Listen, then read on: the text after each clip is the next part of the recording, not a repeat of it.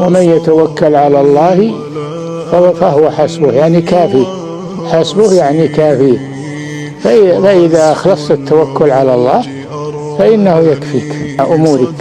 لما يقول لك الله تبارك كتبت لك رزقك وأجلك وعملك وخاتمة أمرك، انتهى الأمر.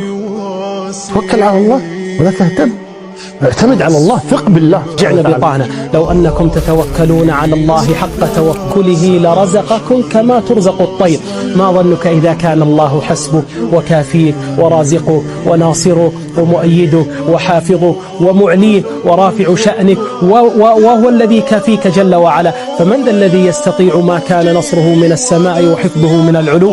فلا إله إلا الله سبحانه وبحمده. ومن يتق الله يجعل له مخرجا ويرزقه من حيث لا يحتسب.